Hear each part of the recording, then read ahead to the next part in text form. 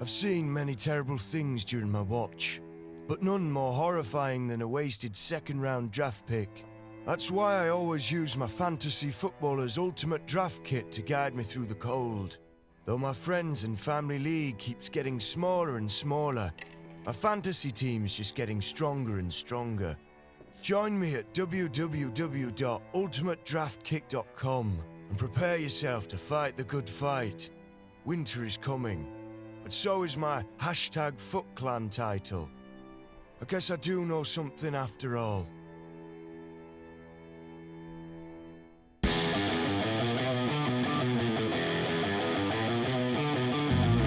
Welcome to the Fantasy Footballers Podcast, coming to you from the FantasyJocks.com studios with your hosts, Andy Holloway, Jason Moore, and Mike Wright. Welcome into the show. Did you guys know Game of Thrones is actually a documentary? What? That's a true story. I just learned that. Yeah. Well, gonna need me some dragon glass immediately. And that's why that was the real Jon Snow that was promoting our Ultimate Draft Kit. Well, thank you, John. Because it's based on a real person. It's a little known fact. Welcome to the Fantasy Footballers Podcast. Andy Holloway, Mike, the Fantasy Hitman Wright. Buongiorno.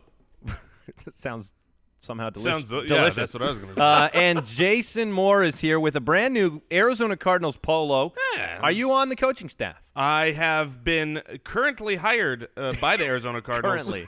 As nothing. As nothing. Okay. Well, it's nice. Yeah, it makes me look official. It's very, yeah. You love polos. You love polos. I do love polos. You like That's them way honest... more than anybody should like something. Fair enough. Welcome in. We have a great show today. We have the Frequently Asked Fantasy Questions Part 2 episode. Part 2. That we've been promising for a while, but then all these pesky NFL players keep getting signed. We have a little bit of that on today's show, too. We'll have some Vikings chat because we have a couple of different signings for that roster, and we'll talk through the rest of the news, and we'll get into the Frequently Asked Questions, and that will be invaluable to you because we're going to be talking strategy, things like position scarcity, drafting strategies, how you feel about players being on certain teams and how you favor teams and offenses and trades and waivers. And I think you'll really enjoy the show. So I'm very excited to get into it. How are you guys doing?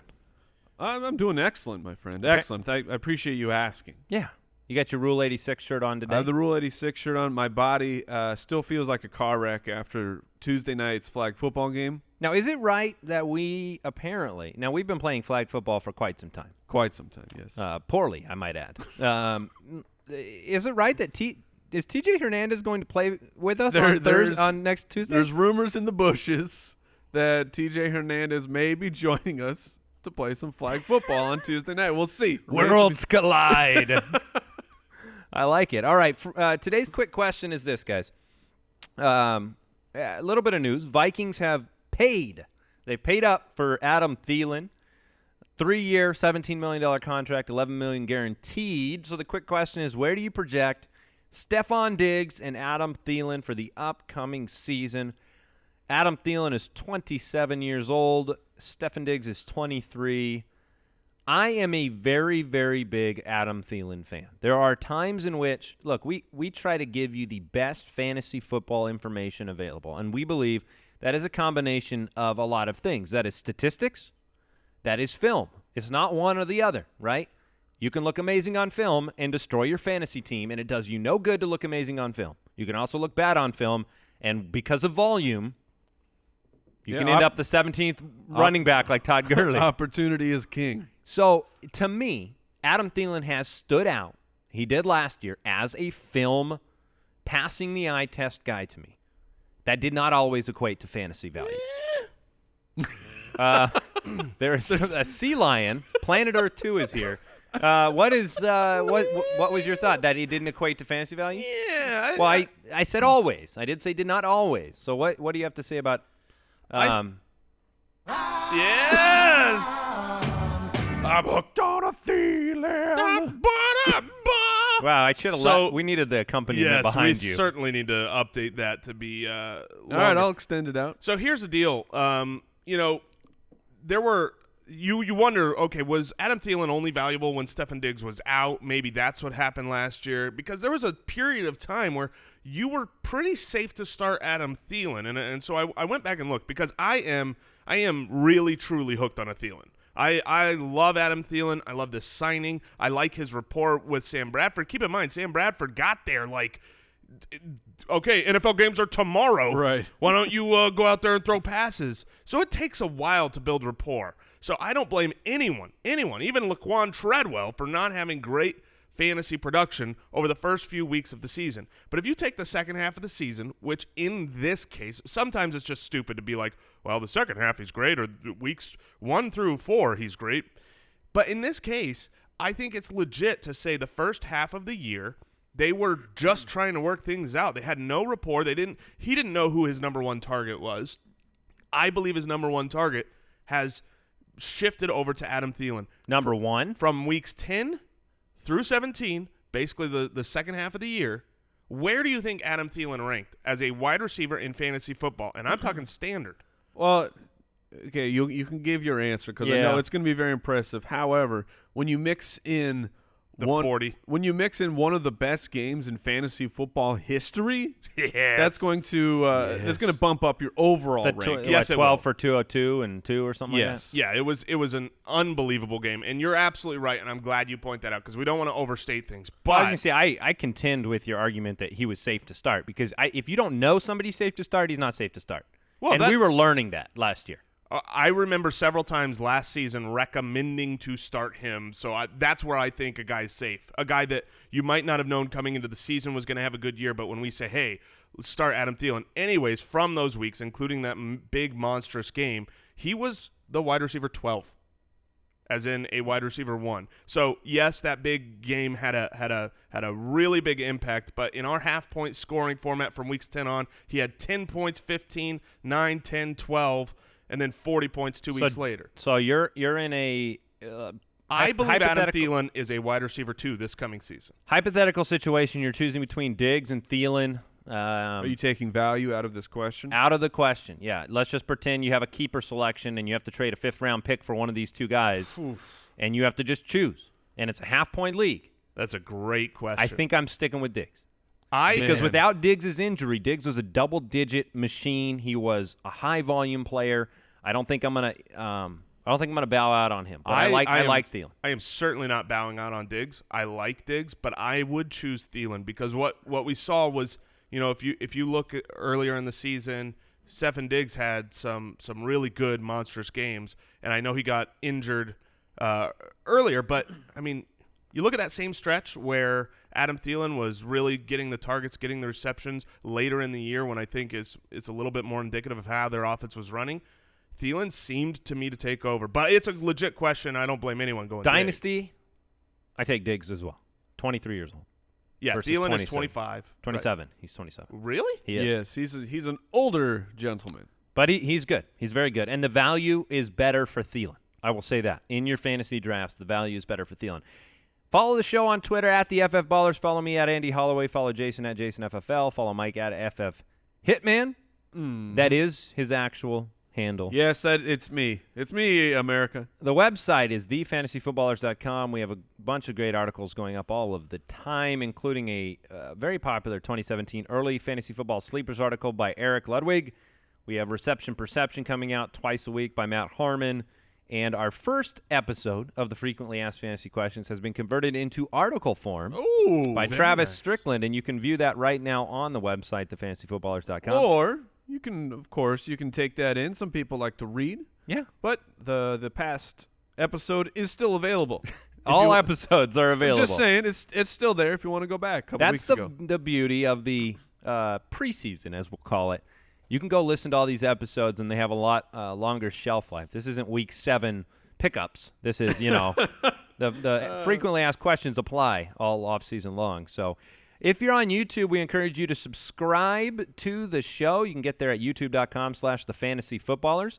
You can also turn on your notifications, find out when our new episodes release. We're here all year long. And join our community over at jointhefoot.com. Let's get into the news. News and notes from around the league. All right. It broke, I believe, early this morning. No, it was late Last night? Yeah. Oh, okay. All right. That explains how Mike put it into our Slack channel before me, because I thought you somehow did it this morning before me, and you're not an early riser traditionally. No, I'm certainly not, but there's also a timestamp that you could have seen that was... Well, yeah, and now you're explaining that to me. Latavius Murray, 3-year deal with the Minnesota Vikings. I loved Latavius Murray. Past tense. $15 million deal.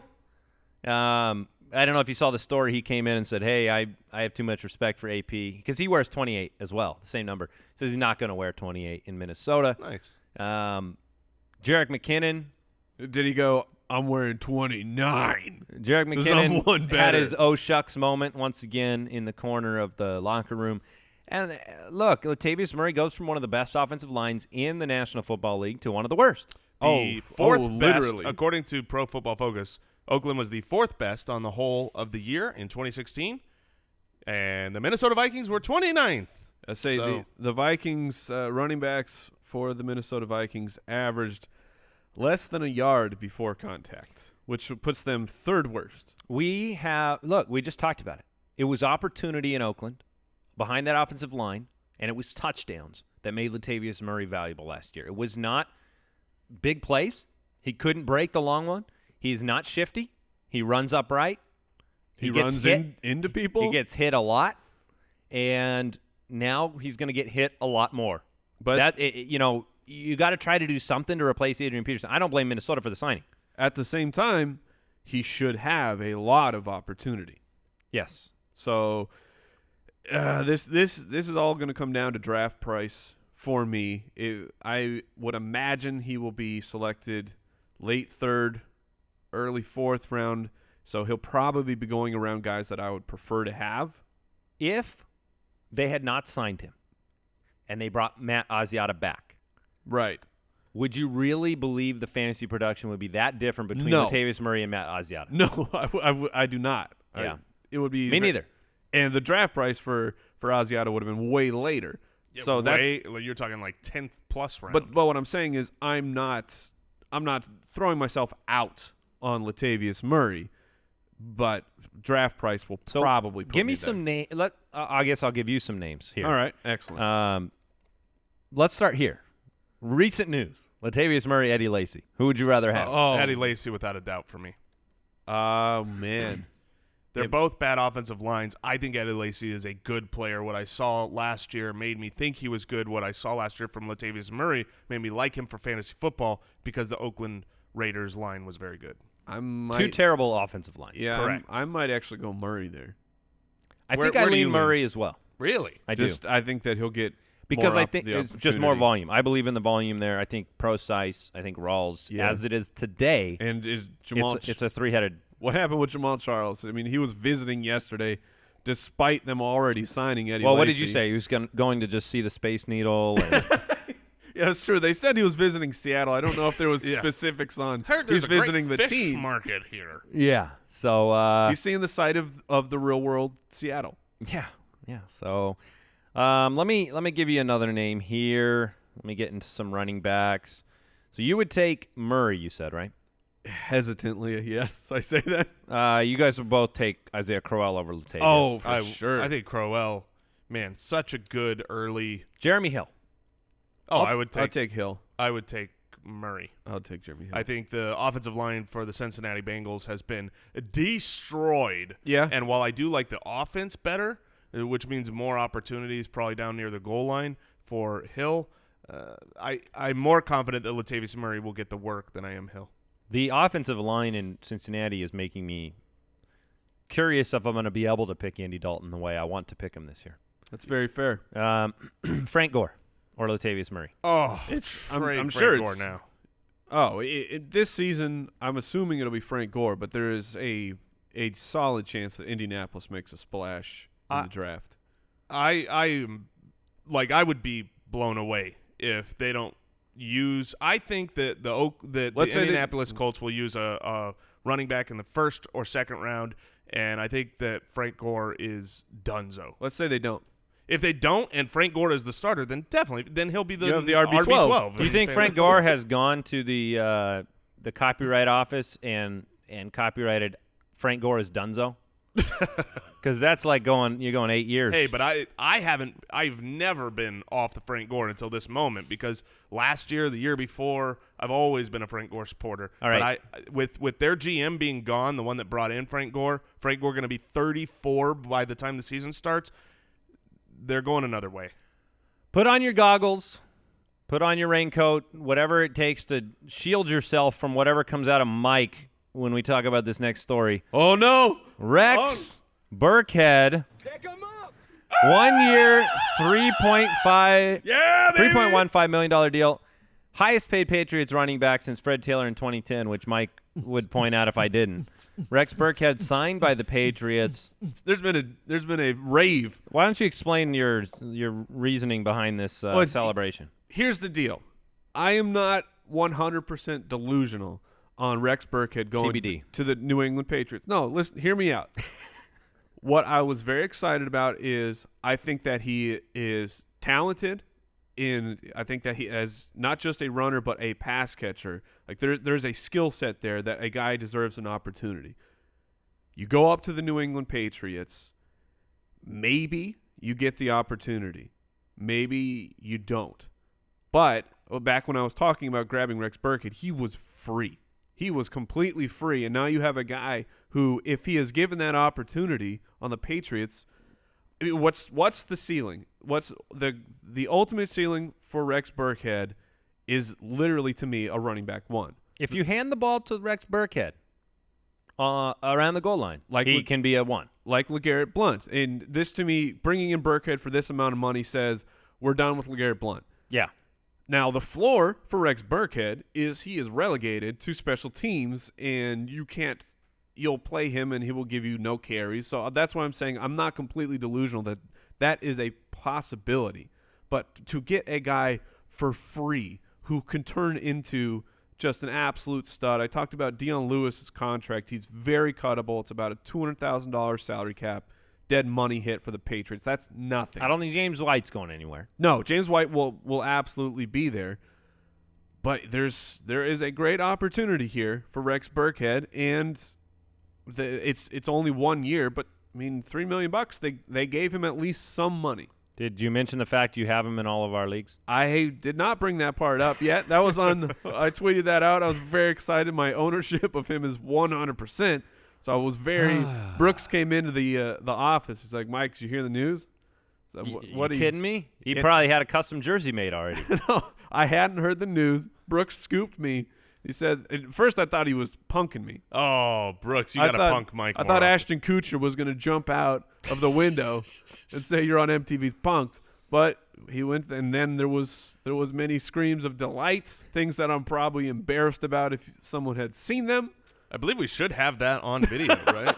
The security cams. The security cameras pick up everything. You know, here's the deal, too. I mean, when that news broke, when the rumors started about Rex Burkhead visiting New England, I went to all my leagues to make the offers.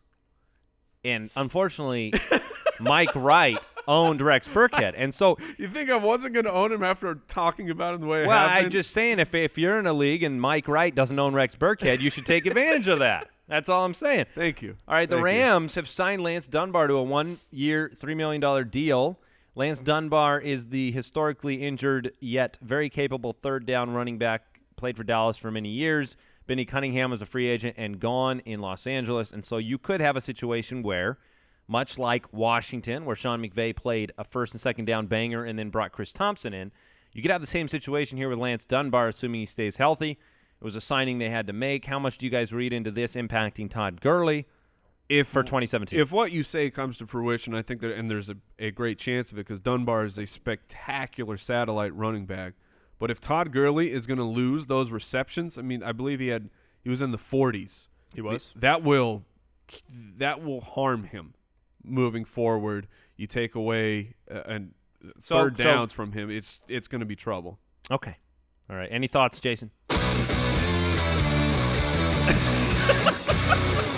Mediocre signing of the week. I really no, that's good. I really didn't mean to hit that. I was getting ready to hit that because I thought you were trolling me. I thought it was like, hey, you have any thoughts? We're going a different direction. Justin Hunter is the mediocre signing. Well, it makes. I mean, Jason did pick him up. Yeah. No. Well, I'm trolling you there too. Steelers have signed Justin Hunter, formerly of the Bills, formerly of the Titans, formerly of past potential. Yes, and he has been, to this date, busted potential. There's been a couple of plays that he's had success with in the NFL. However, are you looking towards his 10 reception year or his 22 reception year or his 18 reception year? Look, which of those years? I guess it is limited reception, so I would. If Martavis Bryant is back with Pittsburgh, then I think Justin Hunter is relegated to, pretty much nothing, which is what he's been. But Justin Hunter is only 25 years old, has stayed in the league. You could say he's bounced around, but he's stayed in the league. He's 25 years old. He's, what is he, like 6'4", and runs a 4.44? He is 6'4". He is Justin Hunter is the quintessential when metrics just I was about to say, develop. Is he the Dorial Green Beckham before it was cool?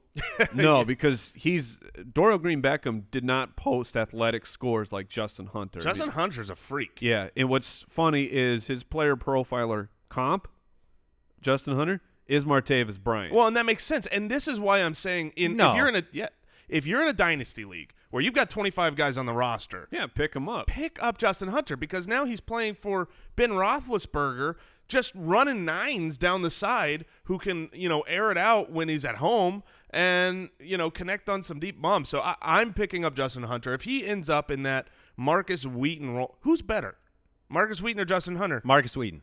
I would say 100%. I would say for that offense. I'm going to go with a bag of groceries.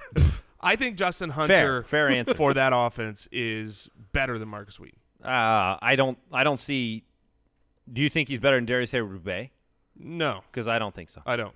So I mean, yeah, to me. But we saw DHB be productive in that role. Yeah, I wouldn't tell people to sign DHB, and I wouldn't tell people to sign Justin Hunter. Jason Wood in a dynasty league. You're saying in a dynasty league where you've got 25 guys on the roster, you would not sign Justin Hunter playing for Ben Roethlisberger. In a dynasty league, I sure would consider it. Yeah, sure. Paul Richardson or Justin Hunter in a dynasty? I'll take Paul Richardson. I'd take them both. Yeah. That's what I'd do. Both or neither. All right. Any other news you guys want to talk about? I don't think so. All right. Let's start talking about these frequently asked fantasy questions. We'll get into some strategy questions. Before we do that, I do want to remind you, just like Jon Snow did, check out ultimatedraftkit.com. Right now you can get early bird pricing on the ever so popular Ultimate Draft Kit. Jam-packed, 100-plus player profile videos. This thing's updated all off-season. It's not one of those stale magazines. This is your draft toolkit. This is the thing you can use in your draft. This is the thing you can use before your draft. This is the thing you can find sleepers in. The Rex Burkheads of the world. Yesterday on Twitter, I posted some of the names that may show up with some detailed write-ups inside of the draft kit, like Isaiah Crowell and my budding love for Pierre Garçon and many others, Jameis Winston. So definitely check out the Ultimate Draft Kit at ultimatedraftkit.com, and you can get in on that at the cheapest possible price right now. So let's talk strategy questions. Look, when it comes down to draft strategy, there are a lot of ways that we can start discussing this. The way that I think we should start talking about it is position scarcity and understanding what position scarcity is, because so many leagues, startups, new players, the natural tendency, and the thing you're going to hear us talk a lot about, is the quarterback position. And I have had people call up and say, hey, look, I know you do a podcast. Aaron Rodgers is the number one pick, right? Every year, Aaron Rodgers is the number one pick. And I get why people say that. Well, last year was Cam Newton, to be fair.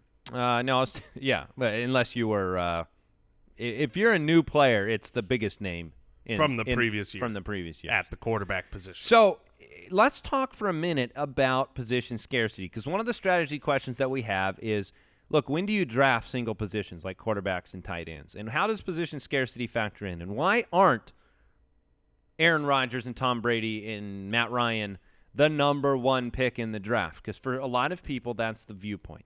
We obviously, on this show, if you've listened to us for more than 2 shows, you know that we are about the late-round quarterback. We are about waiting on the quarterback position. It's fun to have Andrew Luck. It's fun to have Aaron Rodgers.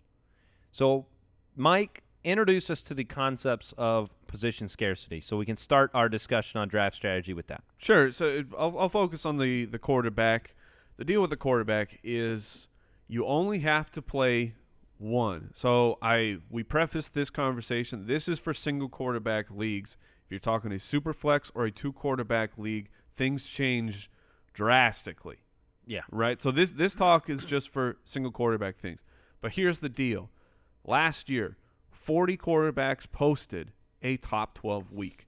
The year before that, I believe it was 43. The year before that, it was in the 40s again. There are 32 teams. This is not an outlier. This is what happens. Quarterbacks come in. If they're in a good matchup, they produce numbers because the NFL is set up. They have changed the rules to be a very pass-friendly thing, or pass-friendly league. Look at Brian Hoyer last year, right? Backup quarterback for the Chicago Bears, a guy you think, well, he's going to be terrible. He was moved. They moved on from the Texans. He's the backup to Jay Cutler. He's got a bad wide receiver core. Comes in, the guy's throwing 300 yards a game because matchups were great for Brian Hoyer. The same can be said if you just all over the league pay attention to the matchups. And the best part about these guys like Brian Hoyer, they're on your waiver wire. They are completely free. Yes, it's fun. It's very fun to have Andrew Luck. You lock him in your quarterback 1 position, and you let it ride out. You're going to get some top weeks. Yeah, you have to do any work. But if you're paying attention to the matchups, you can stream that position in for free, for no draft cost, while your opponent had to spend high draft capital on Aaron Rodgers or Andrew Luck. You're grabbing a stud running back 2, wide receiver 2, and you have to play 2 of them, 2 or more, compared to the 1 quarterback. Yeah, I would add to that. You don't have to do the work necessarily in the sense that we tell you all season long. Well, you got to do work by listening. Well, by podcast. listening, by picking them up, all of that. But you know, we look at guys that are available off of waivers every single week and make a quarterback streaming pick of the week. And I think last year our picks averaged out to be the quarterback 6, which is great. But here's a tangible. That's right. Sure. Tangible statistical example of why quarterbacks are just not nearly as valuable as other positions, right? Let's take last year as an example. And you did it right. You drafted Aaron Rodgers. He was the number 1 quarterback last year. You would have gotten 380 points out of Aaron Rodgers. And you go, well, the number 1 running back last year only got 327. That's a pretty big gap of points. But here's the deal. You only need 1 quarterback. And so if you look at the 12th quarterback that you need to play, 260 points. So that means Aaron Rodgers scored 120 more points than the last starting roster player. But at running backs, when you need 36 deep, when you're talking about adding in a flex, the number 36 running back scored 100 fantasy points. Right. That's 227 points difference. They're just worlds different between. If I would much rather bump up my running back 2, my running back 3, and bump down my quarterback 1 because you score more points. It's just simple math. And the replacement value of the waiver wire is not there for running backs and wide receivers like it is for quarterback. And you can take advantage of this in your league because the perception on the quarterback position is often incorrect in fantasy leagues. So your league mates, while they're drafting quarterbacks too early, you take advantage of that. And Mike said, maybe you get a running back 2, maybe a running wide receiver 2. Maybe it's a 1. Right. Maybe it's your running back 1 or your wide receiver 1 based on how your league is drafting quarterbacks in the quarterback position. And also, it's an advantage to you in the trade world too if the perception of quarterbacks is greater than the value of actual quarterbacks. Yeah, I'm trying to pull up the precise numbers right here, but when I do all my bust research for the previous years, it shows that it's much easier to get a top player in the top 5 rounds than as in like a top running back than it is afterwards. So as in last year, 5 running backs in the top 15 were drafted after the 5th round. Only 5. And it was the same for 2015. In 2014, it was the same. I mean, so there was 3 the year before that. So it's just your percentage chance of hitting on a stud running back or a stud wide receiver goes down the further you are in the draft. And if you've wasted one of those early picks on a tight end or a quarterback, you've just eliminated one of those opportunities. Yeah, I think that's a fair analysis there. So what is your draft strategy going in? Do you take a very rigid approach? You hear 0 RB. Is it best player available? Do you go RB heavy based on this position scarcity argument?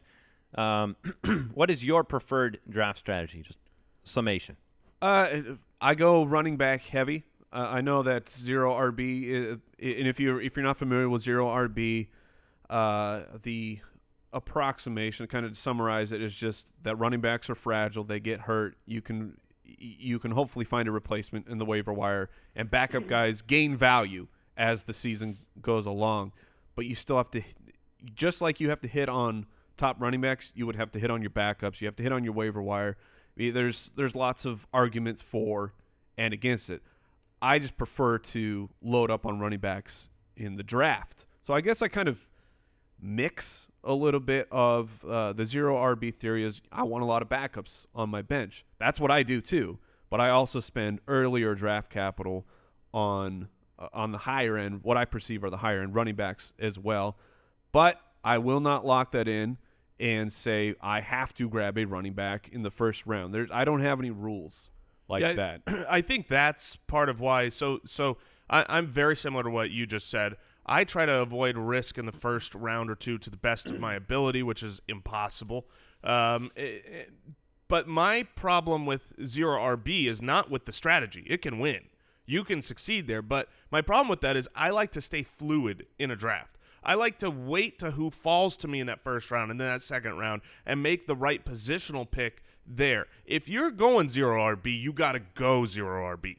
You have to say no matter who falls to me at, this third pick, I've got to get a wide receiver because that's the strategy. So, when I go into a draft, I am focused on tiers. And I think that is the most important thing you can do in your draft is tier every position.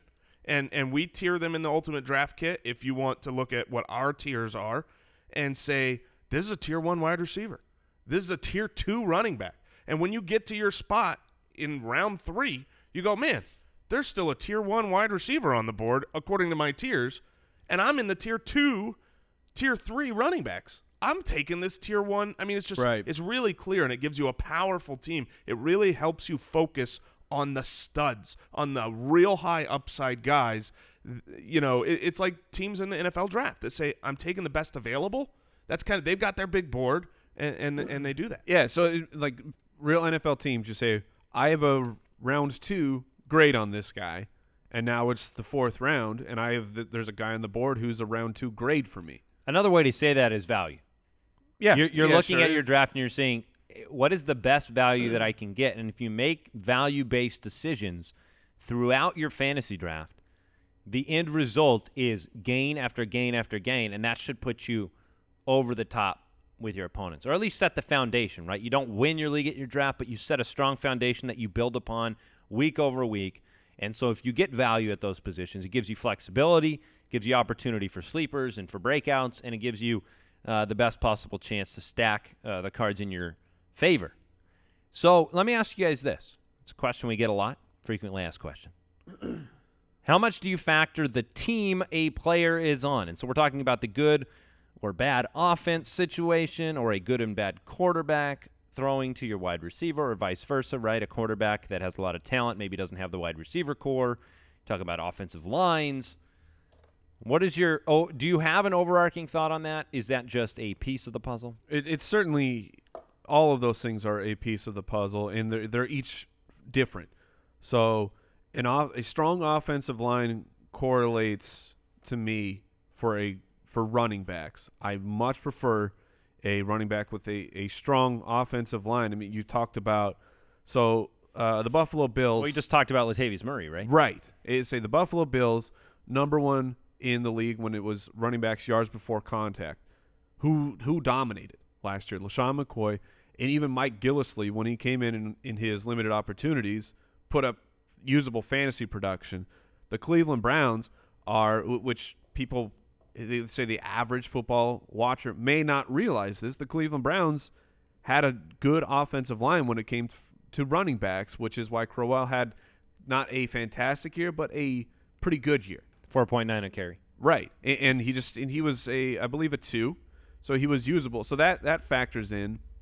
Those pieces correlate for me, absolutely. Meanwhile, I'd prefer to have wide receivers on a team with a good quarterback. Yeah, I think that's – we've said in the past, myself especially, that I prefer players on winning teams. I think that can be a little bit debunked when you look back at, okay, the top X running backs, the top X wide receivers, did they win the majority of their games? Did they lose? There's different ways depending on how you're playing with the data. You can look at like the average of all of them, and then it really kind of looks like you don't need to be on a winning team, or you could take it team by team. For me, though, I would employ this strategy more in DFS, where for running backs, a favored team is really, really important. Yes. So because obviously if you're up in the game, you have more opportunities to run the ball. You probably scored more. If you win, you always score more. That's kind of part of football. Is that how winning works? Yeah. And so well, that's not necessarily a given, because whenever coaches are interviewed, how did you win? Well, we went out there, we scored a little bit more. Yeah, right. Yeah. That's one of the big FAQs. How do you win? But when it comes to the draft, I like higher powered offenses, better lines. I prefer. I mean, look, if an offense is great and the defense is not so great, a la last year's Green Bay, a la last year's Saints, I like the players from those teams. But so much of the projection going into future years, you're going to get wrong on that. What teams are, what defenses are great? Because of parity and turnover? Exactly, because of parity and turnover. So you can't overemphasize that unless you're talking DFS and you're going 1 week at a time looking at all the information. We'll have that in the DFS pass, but look, at the draft. Mike isn't singing and dancing and playing music and kicking off his shoes if Rex Burkhead signed with the Minnesota Vikings. True. He LeGarrette Blount scored 18 touchdowns last year. True. So I'm just going to back you up. So the opportunity on a great offense is in the red zone a lot. It certainly weighs in there, right? But I think it weighs heavier on the polls, where you have the really good and the really bad. I think those things weigh very, very heavily and influence. Those are more than just a split decision type of situations. But in the middle, when you're in the middle, I think those are times when you have to look at parity and historical data and say, look, sometimes we can't predict. You can't look and say, oh, well, Kansas City had the 14th best offense and Carolina had the 15th, and so you always go with right. You have to be looking at it at the polls. I care more about – so you say offensive line. I care more about offensive line and offensive coordinator. Like, that to me matters almost more than – are they a good team or a bad team? Is this a risk-taking, high-power wannabe offensive coordinator, or is it a conservative run-the-ball coordinator? Right. Those are ball, things to take into account. How many of each position do you want for your bench? Oh, great question. My rule 6 kickers. My rule of thumb: I always have more running backs than wide receivers. Just that's the way that I play. I almost never have a backup quarterback. I almost never have a backup tight end. And I certainly never have a backup defense. Yeah, I would say until the playoffs. We're talking yes. Of course. Yeah, everything's going to change in the playoffs. We don't love drafting handcuffs. We would never draft a backup defense. When you get to the playoffs, all of that changes. The handcuff. Yeah, even that. But I would say I never have a backup tight end. The only reason I would ever have 2 tight ends on my team when I finish drafting, assuming that you don't have to start 2 tight ends, obviously, would be if I drafted an injured guy. If Gronk gets suspended the first 4 games of the year and I draft him, I like how you went with Gronk. Gronk suspended as opposed to being injured. What happened here? What's funny about that? I prefer to have only 1 tight end. I talked about kind of like with the quarterback position, you only have to play 1 tight end, so the position scarcity is different. But the guys you need a backup tight end for are the guys that you have to pay top 4 round draft capital for, Gronkowski and Jordan Reed. I mean, so that's just funny how that has worked out. All right, yeah, I mean, Mike has proven over the years the value of getting back an extra running back in trades to throw on his bench. Yeah, and even if you think that, well, this is just a garbage player, they're a throwaway. Look at the players that have been spent, stash 'em. have been waiver wire gold mines for people over the years. I mean, look at the money spent on fab budgets for Char West when an injury happens. These are the players that you kind of think are irrelevant, but one injury makes a player extremely relevant for the next week at the running back position because of the need there, and that can be a difference maker for you. So you've definitely proven that over the years, Mike, to kind of get that throw-in running back that nobody thinks matters. Let's talk for a minute about some trade strategy thoughts here. Before the show started, much to my chagrin. Ooh, does that mean you guys are going to unfurl the actual draft? I don't care. Peel back the curtain. I'll unfurl it. But I'm in the middle of a trade talk, in our dynasty league, and I'm over here just minding my own business. I've been chipping away at this, wall for 4 days. And then I hear in the other room, I'm in the studio and Jason's in the office, and I hear this. What did you yell? You yelled something. I believe it was something like, Andy! Yeah, because I'm sitting here trying to trade for Pierre Garçon. And in the other room, Jason's trying to trade for Pierre Garçon, apparently, at the same exact moment. Look, when it comes to trades, they can make a humongous impact on your team, obviously. So where do you go to start? Because a lot of people ask that question. They go, I hear a few different things. I hear, well, my league just doesn't trade that much. And I hear, I can't get replies from people. Or how do you even start? What's the strategy to get a trade in your favor? And there's about 50 answers to this. I was going to say there's. But let's share some trade tips. All right. Well, trade tips. We'll throw Stop in. coming after my guys. That's what I'm saying. That's trade tip number 1. Tell other people to stop coming after your guys. So one trade tip, we just alluded to it a second ago. Whenever you trade a running back, get a running back back. Okay, so like Mike said, if you are giving up a running back, get one of their bench running backs back. Just make sure you don't end up depleting your depth at the position if you're in a redraft league. That would be a small tip. Here's a tip for going after a trade. Sometimes you need to knock people off their socks with the first offer. Right off of their socks. Right off their socks. Not out of them. No. They're standing on top of laundry. their socks. Yeah. They didn't want to get their feet on the dirty floor, so they lay out some socks and they stand on it. They don't have a shower mat. You want to knock them off those socks. Get them off the socks. Get those socks yourself. So knock them off their socks immediately. And so what I mean by that is when you offer a trade thinking, I'm going to send this and they'll counter, and then we'll end up somewhere. When you end up you're going the art of the deal. You're starting the negotiation. Yeah, you've got to start with a solid offer, because when you come with garbage, then a lot of times it's just either not responded to or instant rejected. I like that you're bringing this up because I feel like I've been pushing this trade strategy for a long time, and what people don't realize with the trade. And I'm always in favor of the 2-for-1, 3-for-1 in your favor, where you get the one better player back. Because what people don't kind of logically understand is that you're also receiving roster spots. Okay, you send off 2 or 3 players, you get the best player back, you get 2 opportunities then to take advantage of the waiver wire, and those 2 players you get off the waiver wire are just as much part of that trade as anything else. Only the other person's not sending them to you, so it doesn't appear to be in the as in your favor. So that I'm all about overwhelming somebody if it means getting the best player in the deal and it means not actually losing something as tangible. Look, This happens a lot with bench wide receivers. I feel like I can go find a wide receiver, 2 or 3 off of the waiver wire whenever I want to. Yes. In a lot of leagues. And so I like sending those guys as throw-ins, especially if they've had a recent successful week. Yeah, Tajay Sharp.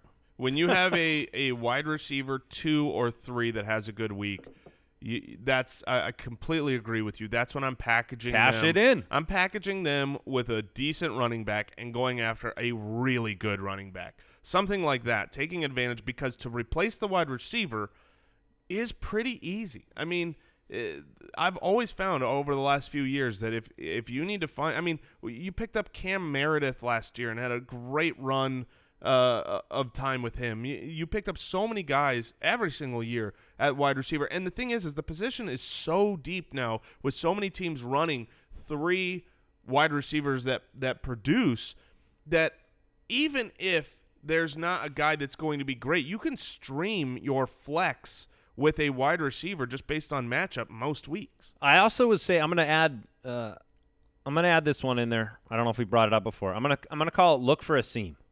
Okay, look for a seam. When you're looking to approach a trade with somebody else, don't be naive. They need to get something out of the deal. So look for the seam. And what's a seam?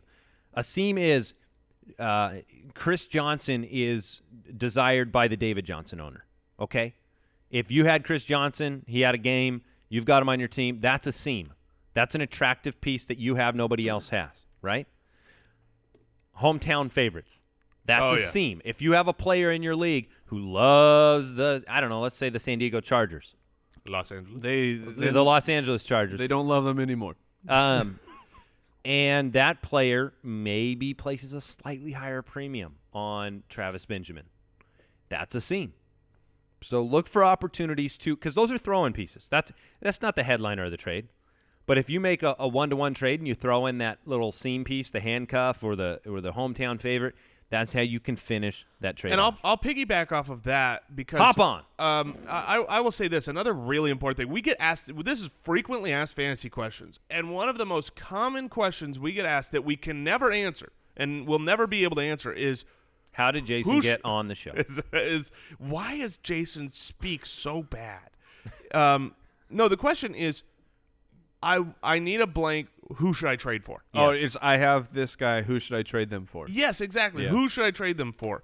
You can't just go and look at a list of, let's say you need a wide receiver. You can't just go and look at wide receivers and go, oh, I want T.Y. Hilton. I think he's a good value. I mean, maybe that works if the team happens to fit what you're looking for. But what I do when I'm looking to make a trade is I go, okay, I have a surplus of wide receivers. I need running backs or whatever the situation is. So I need to go find a team that has the opposite, a team that has running backs but really needs wide receivers. I have depth and so you're playing trade Tetris. Exactly. You want to be you're that straight line piece. Trade you're coming Tetris. Down. You can't you can't say no to the straight line. We got to trademark that. You're about to clear off 5 lines. Yes, exactly. So the trade Tetris is perfect. Find Tetris. The right partner where you fit comfortably with. Get rid of those lines. All right, we're going to play a little bit of rapid round here with the frequently asked fantasy questions just as soon as I accomplish my goal on this side here, which is finish the trade. Are you going to play I know it's still quiet. No, that's too quiet. He's trying to play Tetris over there. Oh, here. Yes. Go to your league roster page. Okay, all right, moving on. Give me all your running backs. Wait, did you write the lyrics for the Tetris music? I just did. All right. Real quick. Rapid round. Rapid round. Well, I'm going to give only one of you can answer. All right? So you can fight for it. How do you deal with an owner who continues to send terrible offers? Kick him in the face. Oh, gosh. All well, right. I thought Not that rapid. Not that rapid. Oh, sorry. Kick him in the face. All okay, right, I'll Jason, take this. you take that one. Yeah, I'll take this one. If that was the first thing that came to mind. I don't know. Is that good or bad? I would say that's bad. That's bad. I think everyone would say that's bad. That's generally the fact that you have to ask if that's good or bad is an extra bad sign. All right, what was the question? How do you deal with an owner who continuously sends terrible offers? I think other than kicking them in the face. Other than kicking them in the face, you have to decide if you want to get offers with them. If you don't, then you publicly mock them in whatever communication channels you have. if you do, then you just need to confront them genuinely. Say, like, dude, I want to trade with you, but your offers you're sending me are constantly too bad. I know you want to, like, do the back and forth barter thing, but come at me with a good offer. Because the truth is, the owner that is doing that is sending you those bad trades over and over, they think they're doing something good for their team. And you need to just point out, like, your strategy is going to never help your team. It's a boy who cried wolf situation. Eventually, you just layer on so many bad offers. By the time you send a good one, nobody even pays attention to it. Any other basic trade tips? We already kind of covered that. How do you start the dialogue for a trade offer? We love communication channels like Facebook, whether it's Messenger or a Facebook group. Texting is always great. Start the dialogue. I mean, it shouldn't just be, if you want to actually get a trade done, it shouldn't just be just grabbing, the ESPN system, click two players. Yeah, that doesn't work as well. The answer is the question. Start a dialogue. Don't just send an offer. All right, waiver questions. When should I use my waiver priority? That's an easy one, right? That's so dependent on throughout the year. We listen to the show. When we talk about guys on waiver, we will talk about fab budget. Like, what percentage are we going to go in on this guy? Are we going to be aggressive? Is it worth burning the number one priority to add this guy? I mean, it's always so team dependent. It's week dependent. That's you can't get an easy answer to that one. Don't forget, more in-depth strategy, draft strategy, different questions are coming up in future episodes. We'll have a lot of mock draft shows, top 10 mistakes, top 10 fantasy tips for this year, and a lot of those type of episodes. Here's a fun, random, frequently asked question. We get asked this all the time. How'd we meet? How'd we start the podcast? Andy and I met in high school, but then we left acknowledging each other for like a decade, right? And then came back together and worked together. Wait, what? Yeah. I mean, like I went to college. It wasn't like we were friends from high school solid through till now. Acknowledging him. So I think what he meant to say is we went our separate ways for a little while. Yeah, that's a great way to word That's a little that. bit different than acknowledging. Yeah, I certainly acknowledged that you existed. But yeah, we met in high school. He went off to college. He was a couple years. The only reason we met is because Jason was in a freshman level Spanish class as a junior. I was a freshman. And so we met in there. Was he in your English class too? He was in all my classes. No, he wasn't. We started playing fantasy basketball. I ended up going to work for him, where eventually he hired Mike, and that's how I met Mike. Was at this company. We did Facebook games and built iOS games and things like that. And so then we had always played in fantasy leagues, and Mike and I had written for some different websites, and we just kind of started it up, got it going, kicked it off, and the rest is some history, sort of as they say. Sad history. No, not really. All right, that is it for today's show, everybody. Become a part of our community, our Foot Clan community, over at jointhefoot.com. Get involved with us. We've got Foot Clan League starting up all of the time. Thursdays are a great day. We got extra Footcast We're episode. doing another show today. We sure are, filled with only questions from the patrons over at jointhefoot.com. So you can always have your question answered by us on air over at jointhefoot.com. You don't love Latavius Murray anymore, huh? Nope. No, I don't. But I loved him. Check out fantasyjocks.com for your trophy needs. The promo code is footballers. See you next week. Thank you for listening to another episode of the Fantasy Footballers Podcast. Join our fantasy football community on jointhefoot.com and follow us on Twitter @TheFFBallers.